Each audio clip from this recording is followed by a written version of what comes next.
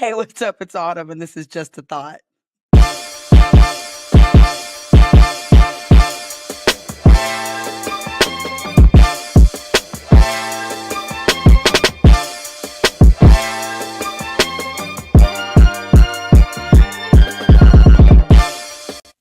Hey, what's up?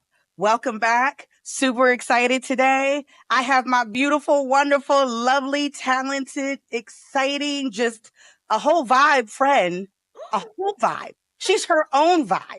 She's the vibe we're trying to be on. Friend. Kerriann Otaño. What's Did I up, say my that right? beautiful? Did I say it right? I even had a little something on it, like a little. You put a little spice on it, and I I like love something on it. I like I tried because you just like you. I put some spice on it because you got some spice on it. Yes. So there's that. I'm just gonna hype you all this whole entire episode just so that you're clear. Well, I love that because I'm waiting for my chance to hype you right back because I'm so proud of you for doing this. Hey, It's something that's been on your heart for a while. yes. You've been having these conversations, and you've been putting a lot of thought into this. And I'm just really proud of you for taking this chance on yourself and diving in. And you're doing it so beautifully already, even just in the early days. I'm really, really proud of you. Thank you. I appreciate that. And that's why we are locked in. That's right. For me and you, friend. Me and you. So I'm getting ready to, now that I hyped you, I'm getting ready to bust you out and put you on Front Street. Front Street. With a capital F. But you're not alone. You actually live on this block with every other guest that has been on. So you are in good company. Not near one of y'all has sent over a requested bio. Not one. I feel like y'all don't read these emails. You know we don't read these emails. You know we don't read these emails. I know we don't. You know we skim these emails. You need to put some words in bold. Oh my God. Highlighted in red. Yeah. I'm like, oh my God. I'm literally just getting ready to take this out of the email. But at this point, I thought about that. I said, I'm going to take that out of the email. And then I said, nah, I'm going to keep this party going because I'm going to see who the first person is to lock in. Yes. Who will be the first guest to lock in and do what has been requested of them? So I done wrote your bio too, because, I was going to say, well, now we know that the first person won't be me. That's clear. That's clear. Not you. You're so many other things, but not that one. Okay. So part of this, I pulled actually, I'm going to give you partial credit because, I did just sort of, scour the internet and look at some stuff that you already had out there, aside from the things that I know about you, but you did kind of write your bio a little bit. You had some input, but you just didn't write it for me. So. Okay. So she was kind of locked in. Kind of locked in a little bit. So, Kerriann was born and raised in Long Island, New York. She is a passionate opera singer, turned arts administrator. Hey, because she is reinventing herself always. And that's what I love about her. She believes in opera. She believes that opera is for everyone. She introduced me to opera. So truth. With a rich performance career and deep love for audiences, she now advocates for artists and bold, inclusive storytelling. She is a storyteller herself. Aside from that, she is my LDI sister, my Leadership Delaware. Yeah, a lot of y'all don't know what that means, but a lot of y'all do know what that means. And so she is out here leading. She is changing the face of the arts. And I think that is so incredible. And so because I am very much committed to mind shifts and thinking about things differently so that we can get different results. She is a perfect person to have here to have this conversation about how we can think about the arts differently. So we can think about life and social justice and all these things different. I'm just really excited to get into this conversation with you. So welcome and thank you for spending this time with me. Thank you, Autumn. That was beautiful. Very, very well written and well read by, if I may say so myself. I can't with you. Jesus be offense, Father. So I think that there's so many things that I want to get into, and I was super excited and thinking about where should we start to even just kick off this conversation.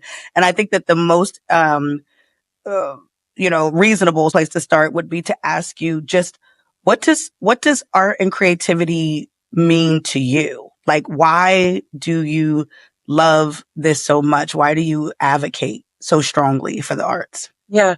I think, even when I was growing up, um, the arts was the place that I would go, um, to really like discover all the different shades and sides of myself, like being in plays, being in choir, like discovering how loud my voice could be, Mm. discovering like all the different emotions that I could present and represent on stage. Like the arts was really, it was all about discovery and curiosity and collaboration. Now I'm going to tell you the reason that it matters to me so much is because I think we are living in like a more and more digital world where Mm. you can't know if anything that you see online could be AI. Right. Any picture you see, any voice recording that you hear could be digitally altered. And so what I love about the arts is that it's especially the live arts, Yeah. opera, ballet, symphony, these things that I advocate for. It's a chance to see something that only exists in that moment with you. And so you as the Mm. audience are an equally important part of it as what's going on stage. So it's both sides of it for me. It's as an artist, why the arts were so important to me was because of everything that it unlocked. I feel like everything that is cool about me, Yeah. which is so funny because we think of like theater kids as like dorks, and 100% very much so that forever that me will forever be theater dorks. We will forever be like on long road trips belting out Les Mis in the car. Right. I assure Right. you. Right. But really, like, what does it mean to be a dork? It means that you like have passion and you care about something. It means that you like And I'll be a dork all day long. all Listen, day and all all night. day, And, all day. so, I think it's cool to care about something. And I Right. think that theater really showed me that, and it gave me like my friends, my community. Um, I remember being in theater in high school, and my mom and my dad would both like. They were very active. They would Yeah. like come and see everything that I did. This friend of mine, whose parents worked, like they were at work in the evenings when we would be Right. performing our shows. And so he didn't have his parents in the audience. And Uh-huh. my dad from the back of the theater would shout this boy's name during the Yes. calls Yes. and hype him up. Yes. And my mom was like this safe space for kids who were maybe queer Yeah. or felt like they weren't doing well enough in school. And they would come and talk to her. I mean, at her services, I had people I hadn't seen in 20 years who like did a play with me, and they were like, your mom was like my safe space. Right. Change their lives. Change their lives. And so I think like even just having the ability to have that space, you get to create that in theater because you're in this really intense, highly emotional place with people for a month, 2 months while you're creating a show. And so there's a lot of vulnerability there. Yeah. And I think that a lot of us are missing that in our lives right now. Okay. So you just said a lot of things. Did I say a word? Did I say a word? Listen, preaching already immediately, right? I need to go back and highlight because I don't want us to skip past. Not at all. Okay. First, it's cool to care about something. Yes, Lord. Yes. It is cool to care about something. You need to put that on a t-shirt. It's cool here. Listen, you need to put that on a t-shirt. Seriously. I think, you're right. We're in this place where it's like, nothing matters and YOLO and just whatever. But no, it does, like, we do need to start caring about things in a way that calls on us to show up, to put forth energy and effort, to think, to try, to connect, right? Like that is important. It's a part of what makes us human. And I think we're missing that, right? Then you talked about community. Arts give you a place for community and for you to be able to be supported and loved on and people to surround themselves with you.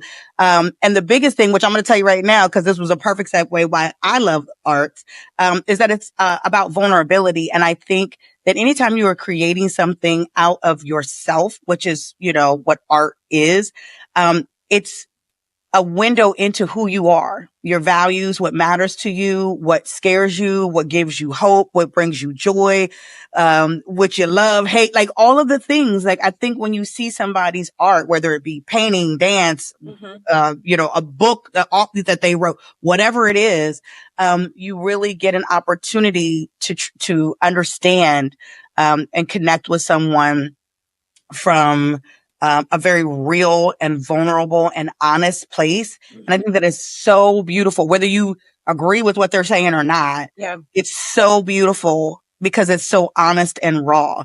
Well, it's the difference. It's the like delineation between conformity and vulnerability. Yeah. Because especially in school, I feel like there's this desire to like fit in, right? Yeah. Like you don't want to stand out. You want to conform. You want to just like be part of what, it's a safety. It's how we kind of protect ourselves. Yeah. But the bravery that comes with vulnerability and putting yourself out there, whether it's the strength, putting your art out there, saying, this is what my voice sounds like. This is how I dance. This is how I create. This is the story that I want to tell. This is the monologue that I want to deliver. It takes an incredible amount of bravery. And that's why I always say, that's why I'm always encouraging audiences to get hype and get loud for these artists and shout bravo. Yeah. Because essentially what you're saying is like, thank you for being brave. Thank you. Right. For being up here. Oh, I love that. You like that? I do. Is that what bravo means? Brave? No, it's like, bravo, brava, bravi. It's just like great job. Okay. It's great. But it's the way that I hope to trigger it in people's minds is to think like that's something brave that I just saw. Brave, bravo. Like I wanted to connect those dots. Yeah. Well, that sounded good in my ears, and that's what I'm going to forever remember it as. It may not be true, but it's true today. YOLO. That's the only YOLO I care about. Apparently, we have joined the tribe. Just do whatever you want. Make up whatever you want. That's not what it means. That's what it means today. No. What did they call that? Was that it was like facts, untrue facts. Remember alternative facts? Yeah. Alternative facts. Some alternative facts. I lived in Italy for a year. I sang opera professionally for a long time. Do not believe me if I tell you that bravo means brave, but just know that alternative facts, bravo means brave. Trust me. Oh my God. Well, I'm going to put some deep music behind that and then put it up and people are going to be like, yes, profound. Yes. Deep. The opera hype girl. She told me that. It's brave. It means brave. And now they're going to start using bravo in every aspect of their life, right? They're going to be just bravo to their coworkers, to their children. I mean, everywhere.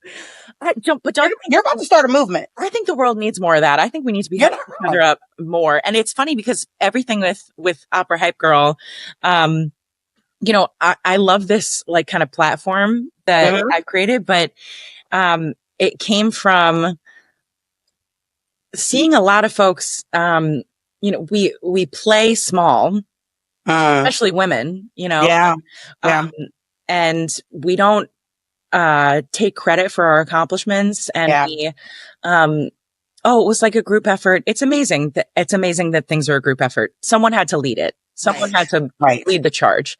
Right. And I want artists and I want all people really to claim your greatness. It didn't happen by accident. It didn't happen by luck. It happened because you worked hard and you deserve it. Yeah. And so like Opera Hype Girl is really just me saying like, I'm going to hype myself and I'm going to hype the accomplishments of everybody that I know because we're doing great things. And unless we talk about it, nobody's going to know about it. Right. And I love that. I love that. Tell me what the reward is. The reward of being fully seen in that space for yourself, right? You've created this platform, like you said, for yourself, but it has been extremely inclusive and inclusive of hyping other people as well. What is the reward then? I think the authenticity, the knowing who you are 100% of the time so that I don't have to pretend. Isn't that exhausting? Like if you have a personality online, if you have something that you're known to represent and then you have to live up to that all the time. Yeah. I think what I like about this is that it really all came from a place of this is really just an amplification of who I am.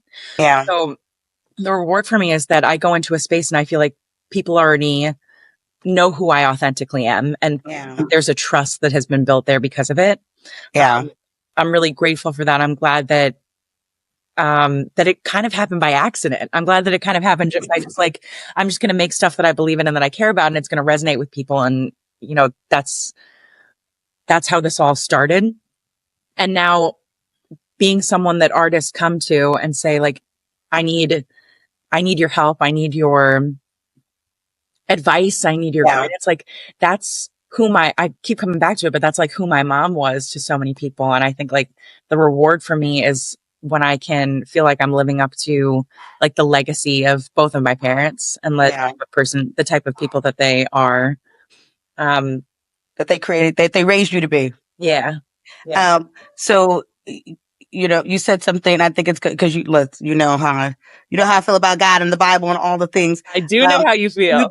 You do know how I feel. That there's a verse that says that your gifts will make room for you. And, this, which is essentially what you was really preaching and you didn't even realize it. So there's that. But this idea that you don't have to force it, right? When you are just showing up as yourself and being who you are, giving to people in the world exactly what is just in you to give without ulterior motive or any kind of like agenda or any of these things, but just look, this is me. That people will respond to that. Yes. And as they respond to that, doors and opportunities will open up for you. People will naturally gravitate to you. Opportunities will come to you. You ain't got to fight to get them. They'll come to you because your gifts have just put you in rooms and in spaces and around people and on the minds of people and the hearts of people that never would have happened if you were pretending to be something else. If you, right, we're trying to fill another lane. No, you need to fill the lane that you're in because that's what's missing, right? So I think that that's incredible. And it's been, as your friend, it's been really exciting to see you blossom in that space. I'm not going to lie. So look, and I know that I'm going to say things that I think, you know, I've talked to you. Think you're true? Well, no, listen, I know it's, and like at first it's going to be like, oh, but then it's going to be like, hey, no, but I think that, because you and I've had conversations about this before, is that initially, right, I think we're not used to people so boldly embracing who they are and just sort of putting it out there. And so it can be perceived initially as too much, over the top, right? You're doing like, what is up, man? Right. And I think, would it be a fair statement that, that you were received in that way initially at first, right? When people are like, where's she going with this? What's up? Like, what's happening? But the consistency of just saying, and this is not an act. This is what I got for you. This is legitimately who I am. Yeah, no, I got, it used to drive me crazy, Autumn. And I honestly think like we all contain so many versions of ourselves. And I like this idea that like, it's just like a refining process. Like I'm just becoming more authentically who I am. But I remember 10 years ago, people telling me I was too much. I remember, you know, being in high school and people telling me I was too much. And I think it's projection of other people and their own insecurities. Right. Right. But what I kind of love about this is like, it's the same with Dane, with, you know, my husband, like, that both of us,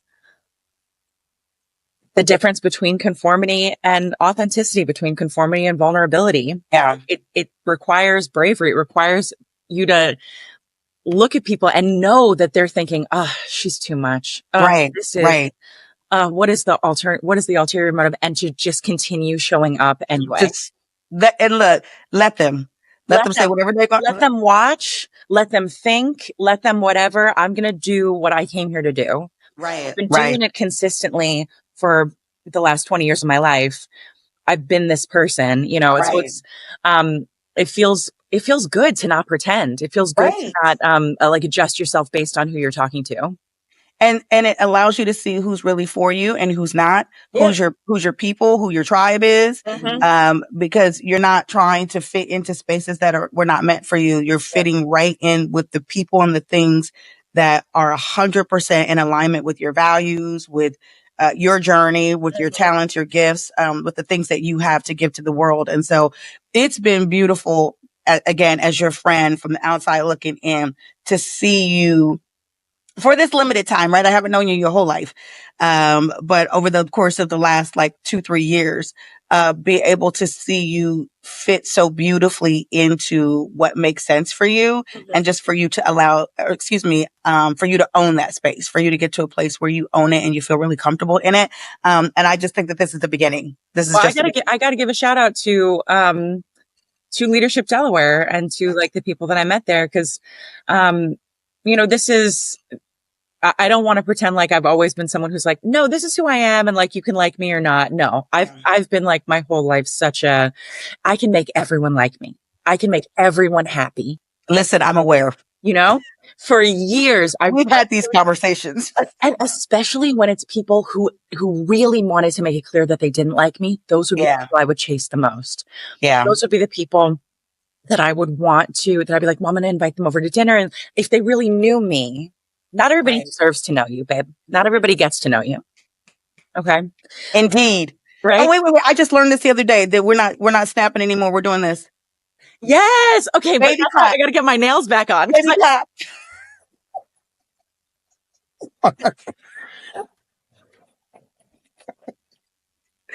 I just learned that the other day. So sorry. Yeah. I honestly, I think I used to like chase a lot. And that's the thing about like authenticity, and like it being an unmasking learning journey. Yeah. Because the more authentic you are, I mean, like I would have stomach aches all the time because I would be going into these situations where I'm like, okay, how am I going to get this person? I know they don't like me. I know this conductor doesn't like me. I know this in my performing career. Yeah. How am I going to get them to like me? I don't need to get anybody to like me. No. I need to like me. And that's look. Yeah. And everything else will fall in line from there. Exactly.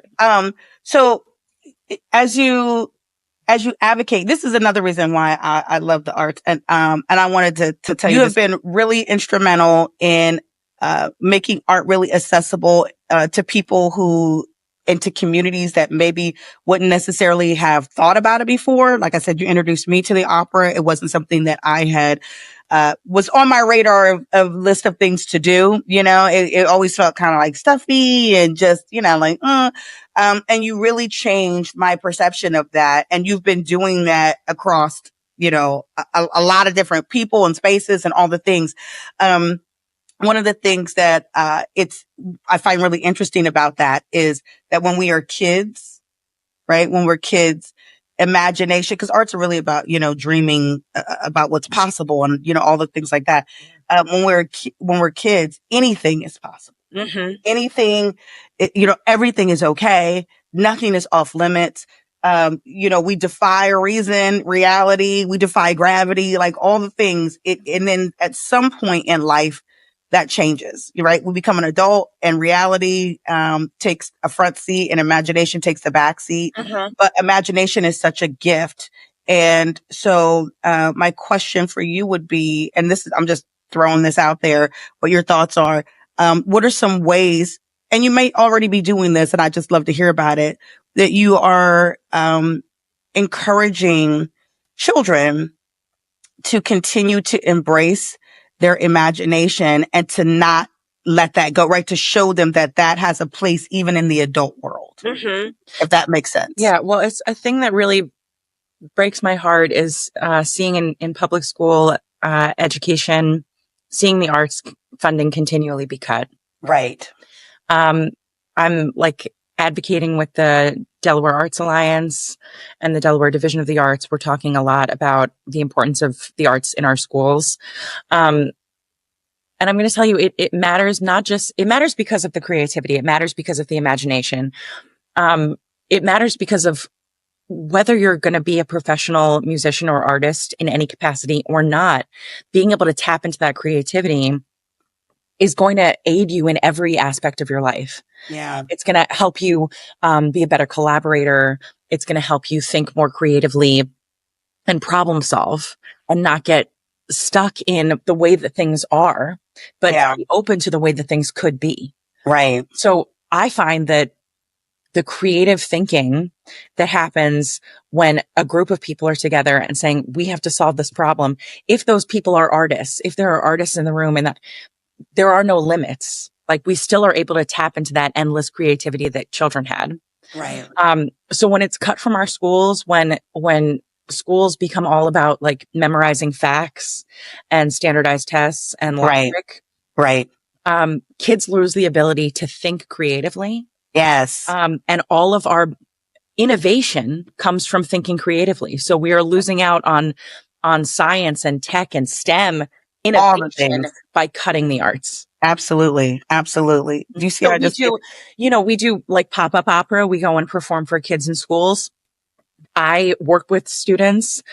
We work with different theater programs across the state. This is something that I want to expand. I want to put more professional opera singers in front of students here in the state to talk about the value of the arts and the multitude of careers that you can have in the arts, the way that you build a life that's not just necessarily I'm the star of the show. Right. You know? Right. There's so many ways to be involved in it. And I find that I get to be more creative as an administrator than I did as a performer. Because an administrator, that's how I got to create Divine Night in Delaware. That's how I got to like ideate and come up with all of these things. When you're a performer, a lot of times it's someone just telling you where to stand and what to sing and what to do.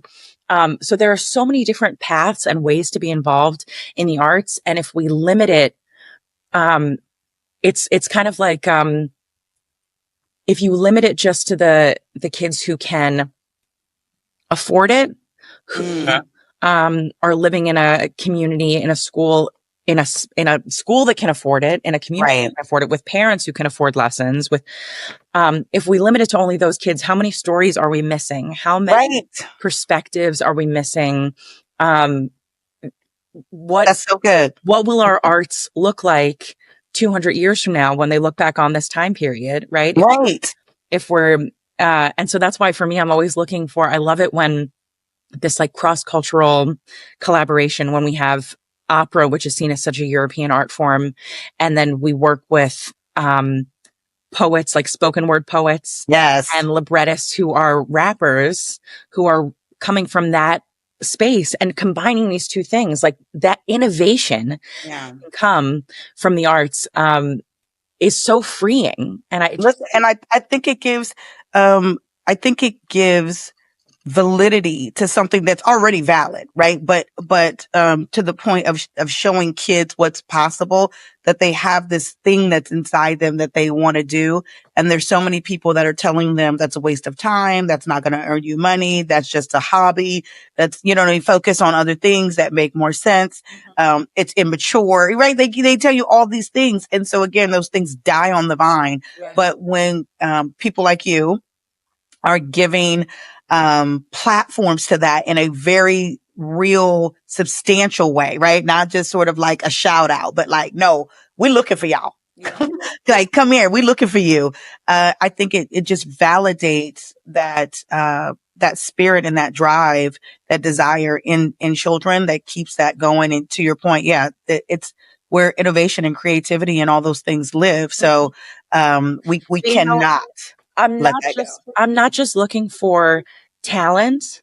And that's, I think, an important distinction, because I think some people who have amazing stories to tell and amazing perspectives count themselves out.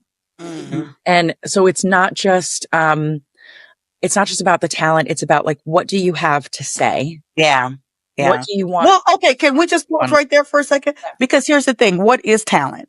Right? So people go, oh, because I don't sound like them, or don't look like them, or don't do it like them. They already exist. That one already exists. I don't want you to say them. Right. So your way is talented. Your way is different and is good. And there's room and space for that. You just got to own it and tweak it and figure out how to get your thing solid. But you don't have to be like someone else. There's like 9 bazillion different ways to sing a song. Yes. And everyone is valid if it's based on your life experience.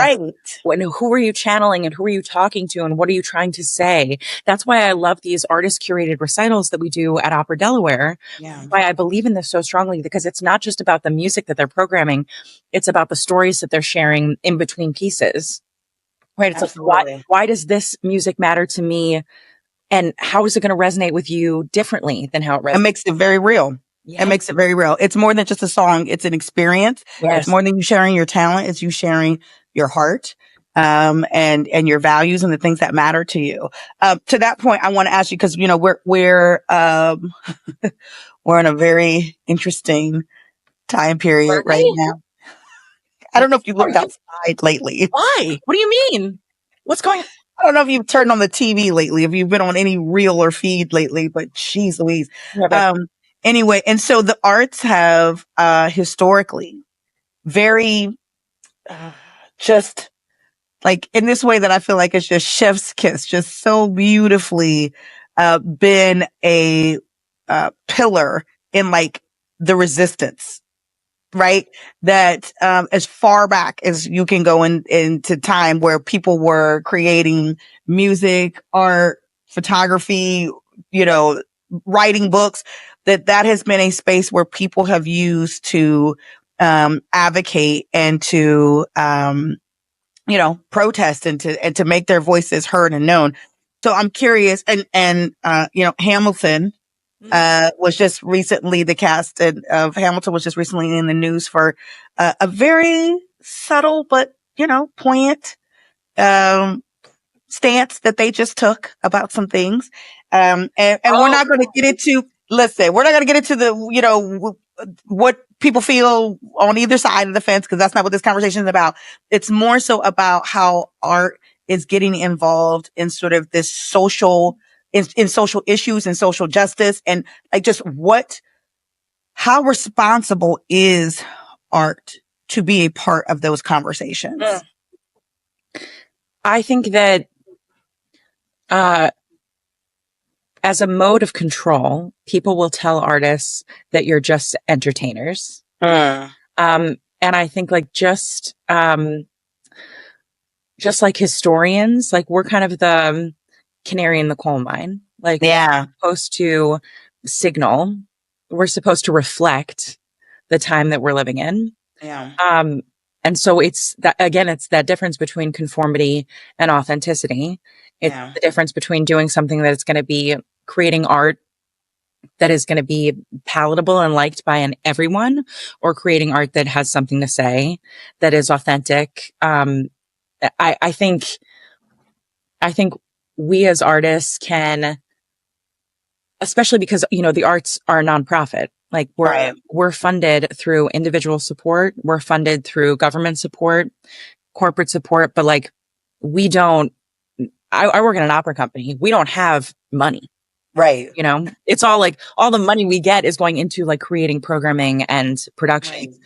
But people think of art as being something that's so privileged. And being able to make art, being able to experience art is something that comes with a great deal of privilege, because you can't be making art if you can't afford to, if you don't have a roof over your head, if you can't, you can't survive. It's like that, that triangle of need.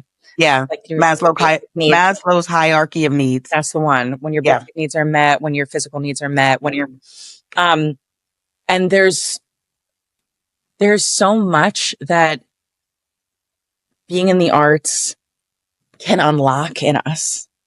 There's so much that we can reveal about ourselves and about each other. And for me, it's like the conversations. Like I love going and seeing a piece of theater live and then talking to people after it, talking to other audience members, talking to people on either side, both side, different generations. Like that's what I want the arts to be. I think that especially the classical arts have gotten a perception of being a place for the elite. Right. But artists are not elite. Artists are typically poorish. Nomads. Well, you and I were just talking about how some of these pay scales are still not where they need to be. So wild. And like the exploitation of artists. So, it's really something that I feel strongly about, is like changing what it means to work as an artist, because I think that we have a responsibility to give artists security and safety, so that they can tell the stories that need to be told, so they can create the art that needs to be created to reflect our time period. Well, you know what I think? Look, and I don't want to go away from the social piece. I want to come back to that, but just to stop about the exploitation thing for a second, is that I think the issue here is that we have become a real society of just consumers. Yeah. Right. We just give me more. Give me more. I want it and I want it now. I want it instantly. I want it immediately. Like, give me more. And so the demographic of people who are actually creating things, right? There used to be a time we were laborers that you could literally, I'm putting my hands to something and I am seeing the creation of the thing that I have put my hands to do. You recognize that that costs you something. It costs you time. It costs you energy. It costs you focus. It costs you sweat. Yeah. Like, you know what I mean? Problems. So all the things like I had to, whatever it is I created, there's a whole lot of me in that. Mm-hmm. But if you haven't been in a place where you have gone through that process, you don't recognize how hard it is, right? You don't recognize how valuable it is. And so it becomes easy for you as a consumer to be like, yeah, whatever, to someone who is creating, not realizing that the 10 or 15 minutes that you're sitting here looking at this person took them months. Yes. Right? Months. Blood, sweat, tears, early hours, workouts, thinking, crying, processing, writing, throwing it away, trying it again. Months to give you 15 minutes. And you're like, yeah. And you're like, cause you never created nothing. Yes. And it's such a metaphor for life because if we spend all of our time focusing on the finish line, focusing on the achievement, focusing on like that bow or that, you miss the joy in the creative process, in the labor, joy in the discovery, right? The making mistakes and learning new things. Like I know that someone is, the type of artist that I want to work with. If there's someone who loves like being in the rehearsal room, like throwing out ideas and being creative, like if we as people are just aiming for, I got to get to that promotion, you miss it reminds me of that movie, that movie Click, that Adam Sandler movie where he keeps like fast forwarding. Oh, yep. In his life. Like the rehearsal, the time that you spend in the practice room, the time that you spend preparing and training, you have to find the joy in that. If you're not experiencing joy in that, you're not gonna, the joy that you get when you get to deliver that performance is never going to be enough. Unless you really like the happiness, the satisfaction of life has to come from the journey and the discovery. Yeah. And not just the arrival point. Not just the end. Yeah. No. So you're right. And it's, I wish that people would be, I wish that we were in a place that we had to be more creative in our day to day, but so much of that is being taken from us, under the guise of being more efficient, which is not wrong, right? But there is something to be gained in the struggle. Right? There's something to be gained in trying, failing, trying again, right? Like that. There's something that is built in us, in our character. So yes, absolutely. It's so character building. Yeah. Failing and trying again is character. That's character development, baby. Listen, all day. I tell my kids that all the time. They're like, oh, and I'm like, builds character. Like, why are you saying that? I'm like, cause it's the truth. You are building character. This is a part of going into what makes you who you are. Yeah. But circling back to the social issue piece of things, we see art, whether it be song, whether it be photos, in all these movements, right? All these social movements. We even see, like, again, sort of the underlying, I'm thinking about even during slavery and how the slaves use music and songs to communicate, to express, pain, to encourage, to inspire, to give messages, right? Even, how they hairstyles. Right? Like all of these things are art and creativity, right? I see some of these photos of how people were, dressing and styling and doing all the things back in the day. I'm like, oh my God, like literally you are walking art. Walking art. Come on. When you looked in the mirror this morning, couldn't nobody tell you nothing. We're not even trying nowadays. Anyway. I digress. But how, it's such a spiritual, right? It feels like such a spiritual, experience that gives this like encouraging, motivating, inspiring undertone to all of the reality that is happening.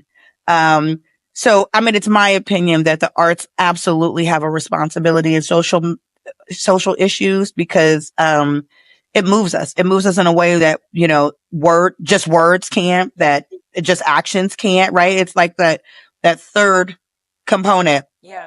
Yeah. Storytelling, it's a view into other people's lives and their experiences. And I remember seeing an opera, called Blue at the Kennedy Center that was about, police brutality. And I remember like seeing the advertisements for it and, thinking, oh, is this going to be like is this going to be like just black pain and sorrow? Right. And I mean, there are some heavy tears in it. There's a lot of emotion in it, but the thing that I love about it is that it's really a story of family and joy. And, it was amazing being in this audience of people because at the end of the show, there are people from all different walks of life. There are police officers because part of the story of Blue is that it's a father and a mother expecting their first son. And the father is a police officer, a black police officer. And they're expecting their first child. And right in one of the early scenes of the opera, the mother is talking to her group of girlfriends. The father is talking to his group of guy friends. And they're both saying, I'm so excited about this first child. And the friends ask, is it a boy or a girl? And when the father says it's a boy, his friends are like, yes, let's go. And the women are scared. Right. The women are immediately, like, okay, we have to protect. Right. What does it mean to be a black boy? Right.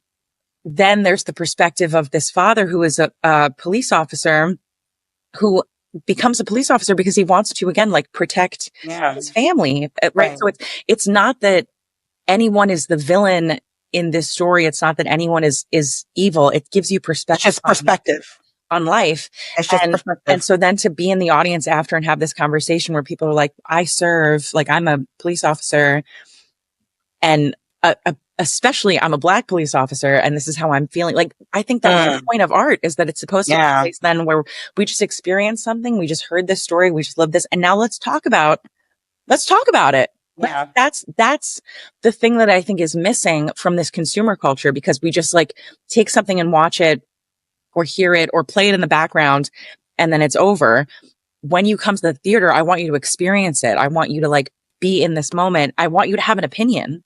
Yeah. I want you to share your thoughts. You just sparked something in me and so to that point, like, how is art helping us to process our emotions? Right? Because that's what it sounds like you're saying is that, I'm having an experience, I'm having an emotion or a thought about that. How does art allow you to go through that process? Yeah. I'm going to tell you one of my favorite things about it is that, because when you're seeing the live arts, when you're in a theater and you're surrounded by a couple hundred other people, you don't get to snatch the mic. You as the audience, you don't get to say, well, wait a second. I think you have to experience it. No, that's good. Sit with it. You have to sit with and really consider and really think and like live in that space. Yeah. Watch someone else's lived experience on stage. And so then I think the conversation you have can be deeper because it's not that immediate reaction. Right. It comes from a place of like, I've been reflecting on this for the last hour as I've watched this, thinking about what would it feel like, thinking about how would I react? What would I do?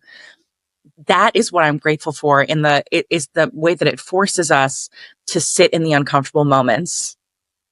And I love that. Yeah. I love that. That's powerful. And you're not wrong. It's so necessary. But we're always trying to clap back and immediately have our moment. You are so right that this forces you to be quiet. Sit here, be quiet, and hear somebody else's perspective. And And then talk not about you. And then like, let's talk, let's dive into it. Right. I didn't know, I've never seen, I think that's the role of artists. Yeah. It's like we are interpreters. Yeah. It's not just you go to, there's a lot of debate about the role that opera has, musical theater. Is it like entertainment? Is it history? Is it just a distraction? Is it commentary? I think all these things are different for different artists. Yeah. For me, I think that it's our job as artists to learn as much as we can, to continue to be curious and discover so that we can introduce others to this. So I love like learning more, reinterpreting opera that has existed for hundreds of years, contextualizing it in a modern way so that it can connect with modern audiences. I think that's our job as artists, is to give context and give that space so that we can have these conversations. And maybe it's too much. It might be too much pressure. It's not too much. It's never too much. But listen, Luther Vandross told us it's never too much. It's never too much? Okay. Never too much. Because they make it, and we're going to believe Luther. I'm just saying. He has never lied. He has never lied to us, not once. I mean, I was talking to somebody the other day. I said, I don't think there's a Luther Vandross song that didn't hit. Every single song hit. I dare somebody to show me one Luther Vandross song that was not all of the things. Mm-hmm. I can't think of one. And it makes you feel it, like it wakens something. Come on. There's a reason why the arts are censored. There's a reason why in like autocratic regimes and like throughout history that abusive dictator governments censor, shut down these arts. Yeah. Arts make shut down the theater. Yeah. It rallies people. It connects people. Right. And that's why protest music is so powerful. Right. And protest art is so powerful. And so that's why it's something that is censored and limited when the government fears its people. And that's why it's something that needs to be supported. I think it's really good. That's really good, especially when you think about like music and things like that it gives language to something that you are feeling, but that you don't know how to express. You're having an emotion and somebody puts the words to it, the melody to it. They give you this feeling that feels like outside of yourself. Right. And I think that that's part of why, art is so powerful in these social movements. We know that. Autumn, there are so many forms of art too, because I want to include literature in that too. That part of what happens is that we feel isolated. We feel like I'm the only person who's ever felt this emotion. I'm the only person who's ever gone through this experience.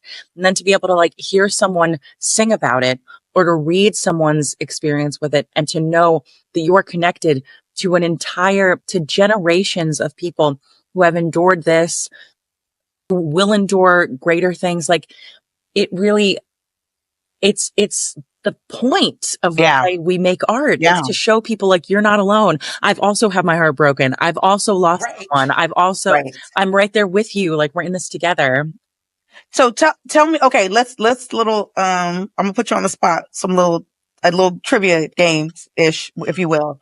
Okay. So we have I think most of us have a very limited view of what art is, right? Or what creativity is. We think we're like, oh, if somebody can sing and somebody can paint, somebody can dance, or if they can write, then that's art or that's creativity.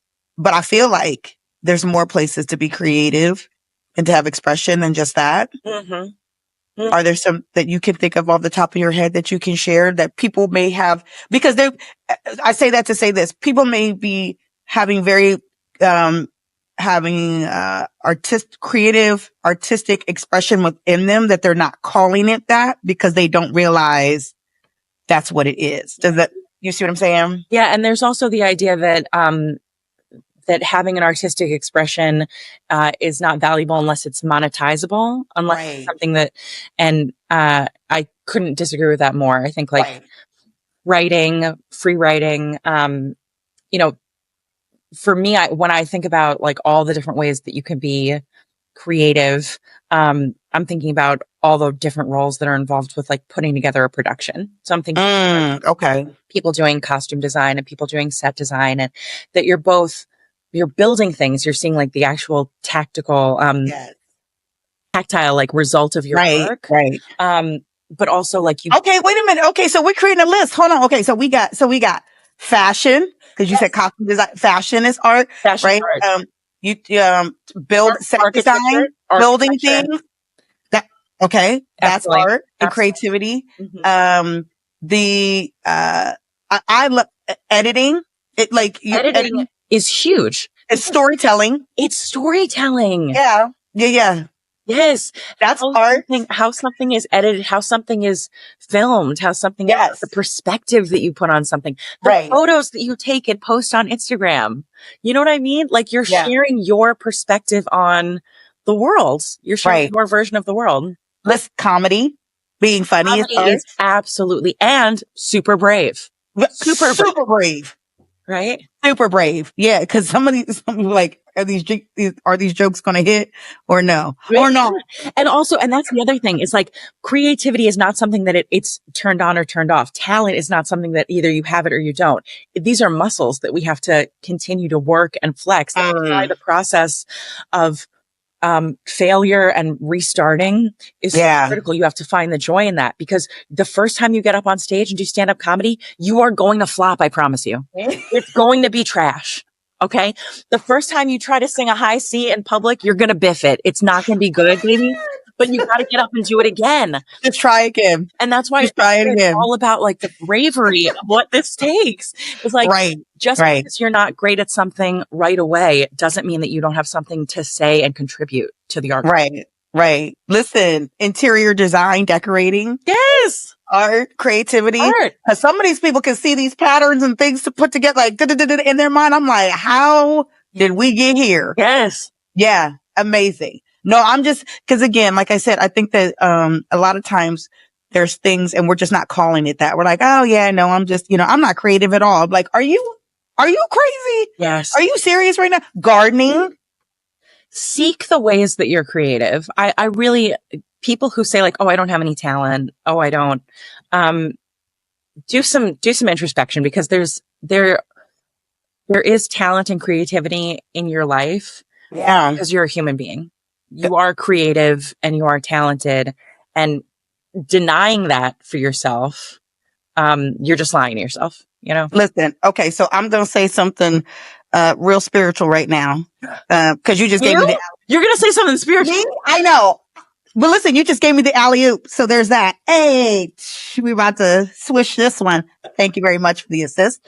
No, but God is creative. God created the world in 7 days. God created the trees and the flowers and the oceans and the sky and the colors and birds and all of the things. Like, God is creative. And if we are made in God's image, then we are creative. Like, that spirit lives in us. Not only the ability, but the desire to, and the power of it. When we travel, we get on planes and we travel hours to see something, just awe-inspired, beauty, just, you know what I mean? That makes us just landscape, right? To see oceans and mountains and flowers and all these different things. Like, that pull in us is so great. And I think that, we have forgotten how much art and creativity moves us. Listen, and this is for all the fellas that, well, just listen, whatever, women are beautiful. Like, men are beautiful too. But women were the last thing to be created. And I think that God saved the best for last. That, I think that every single woman has something beautiful about her. Just, it's more beautiful than anything else that has been created. Right. And so, you think that comes from our ability to create ourselves, because women are like the birth givers. And so I think so. Like, listen, we can create. It is in us. Mm-hmm. It is in us. And so I think embracing that is a huge part of embracing who you are and how you were created. The creator that created you to be creative. And so I think that's a part of your purpose and why you were put here on this planet. Yes. Is to show up and to leave your mark in some way. And we all have gifts. And that's why I'm like, I want people to get out of this mindset of, if you haven't seen it, then that what you see is the only thing that's real, or the only thing that's possible, the only thing that can exist. It's like, no. Yeah. We waiting on you. Yeah. We are infinite. Creativity is infinite. Yeah. There's no there's no end. There's no end. And and I think that the more that people get curious about themselves, I feel like that's like part of that, part of what Dennis talks about in that poem. That amazing poem is about just the acceptance that we get to as adults of like, well, we got to put away childish things, and now the world is black and white, and this is the world is infinite. Infinite you can have on the world, the experience that you have had, no one else in history has had that exact same experience. Exactly. There are things that you can pull from everyone's different life that are going to unite us, but you are the only one who has your narrative arc start to finish. Right? So you have something to say. You have seen things differently. Right. So whether it's you talking about that experience, or singing about it, or writing about it, or painting about it, or building dioramas about it, or like whatever it is, whatever we're creating to express that, no one else can do that but you. And so it's not to say like you're selfish if you're not creative, like that you're, but you have, maybe you have something to say, and it matters. It matters. It does. It does matter. It's scary and it's vulnerable, but like I promise you, it matters. It's worth it. It's definitely worth it. And I think that that's where we will find the human connection that we are looking for. It's so funny that we're looking for connection in ways that are very isolating, which is like very strange, but that's a conversation for another day. But the things that really that do connect us are these things that we have been talking about: is vulnerability, honesty, authenticity, being brave.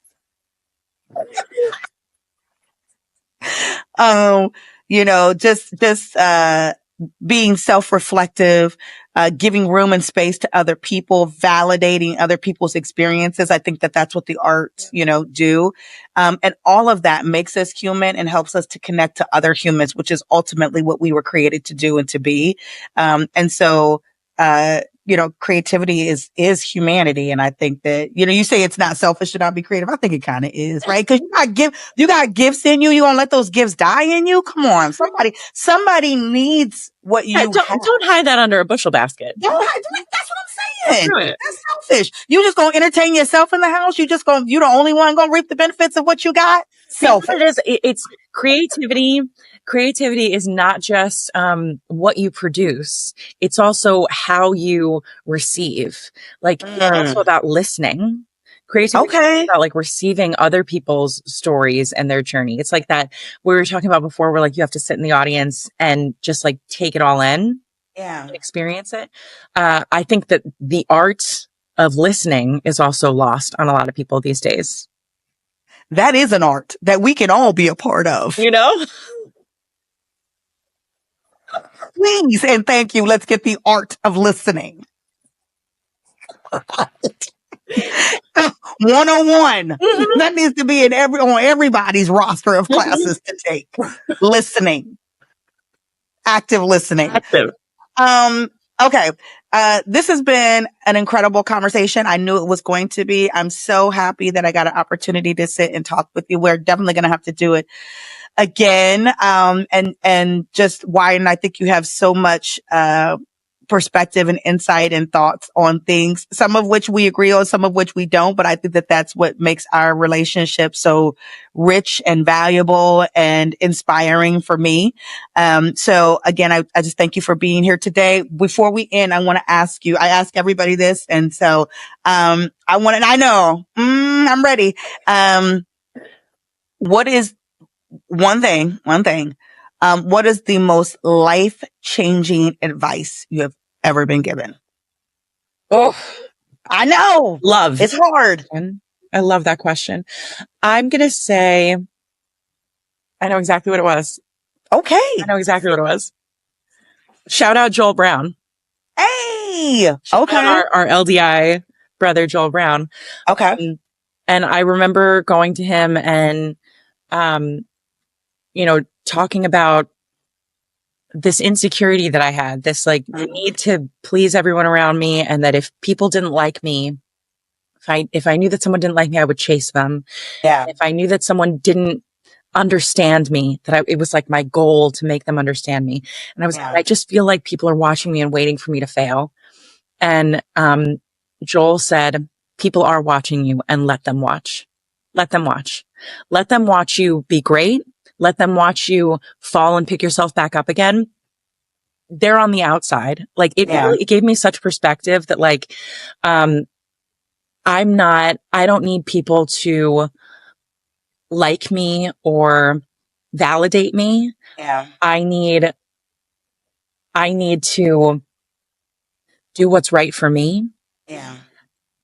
I need to trust like my instincts. Yeah. I don't need to chase anyone's approval. And so I think all the time when I find myself getting worked up about, okay, well, if I post this thing, if I say this thing, what are people going to say? Let them watch, let them think what they want. This is authentic. This is what needs to be said. This is what I believe. Let them watch. I love that. That's him. I love that. I love that. And we are watching, and you are amazing. I'm watching. I know that you are amazing. Speaking of watching, I didn't say that, but I would be remiss if we ended this thing and I didn't give you an opportunity to shout out. What's next? What's going on? Yes. Okay. So we have artist curated recitals. These are intimate recitals at the Opera Delaware Studios. The next one is March 30th. It is my husband. Smoke show. Hey, I will definitely be in the audience. Yes, it's going to be fire. So this is like a recital that he curated for his international debut in Ireland. Oh my gosh. It's so cool. It's, some new pieces that were composed specifically for him. Some original pieces. This one incredible piece that is, a letter by Sullivan Blue that is, from the Civil War, and a man writing a letter to his wife before he goes into battle that he is never going to see her again. Oh my God. And like we are the ones who get to share these stories. It's amazing. Yeah. So artist curated recital March 30th. We have 2 in April. We have a Korean recital, with Gerard Moon on April 13th on April 12th. And then the soprano soiree, which is a little cute cabaret party with our 2 girls on, April 25th and 27th. That's our 2 sopranos. And then in May, we're doing the world premiere of a new opera called Fearless by Derek Wang. That's the story of a World War II aviator. So this is the first Chinese American woman to get her pilot's license. Stop it. For the U.S. Army. Her name was Hazel Ying Lee. She is one of the women Air Force service pilots. She was one of the original members. It's the true story of her life. Stop. And we brought it to like operatic proportions. I love this. With this new opera that's coming in the middle of May 16th and 18th at the Grand. Come on. Listen, if the arts ain't changing the landscape, I don't know what is. I'm saying y'all out here. The calendar is full. There are things to do. There are places to be. There's things to see. Come in and be a part of the conversation. Listen. Actively listen. Bravo. Come be brave. Come see bravery. That's what it is. I love this. Thank you so much for being a part of this today, for sharing in this moment, in this time and space with me. I absolutely love you to my very core. And I appreciate everything that you're doing. Love you much, hon. All right.